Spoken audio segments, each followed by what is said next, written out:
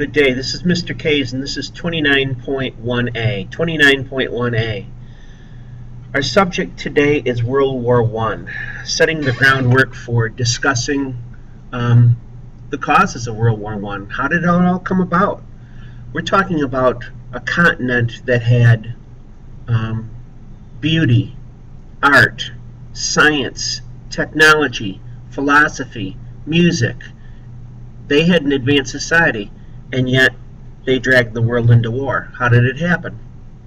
Well, around 1900, there had not been a war for the last 30 years. Peace organizations abounded. Peace organizations abounded. So around 1900, there had not been war for 30 years. Peace organizations had abounded. And the rise of nationalism, which is a patriotism, caused rivalries in Europe. The rise of nationalism caused rivalries in Europe. There was competition for raw materials and markets. There was competition for raw materials and markets.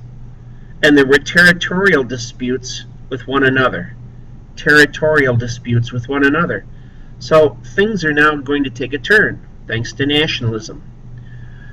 People are not happy with what they have, and they're always jealous that somebody else has more than they do. A second concern is militarism. That's the policy of glorifying military power and keeping a standing army.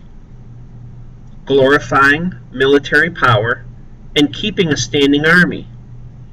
Many folks thought other nations were building up their military to invade them.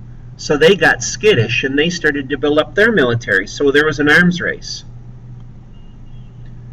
Another example of a cause that leads to war is alliances. Many nations developed alliances to protect themselves from a greater threat. Alliances were thought to keep balance of power and promote peace. Instead, what it did was push Europe into war. Alliances were thought to keep a balance of power and promote peace. Instead, it pushed Europe into war. It pushed Europe into war. So we have causes of nationalism, militarism, alliances, and then later on we'll talk about imperialism. Four main causes of World War I.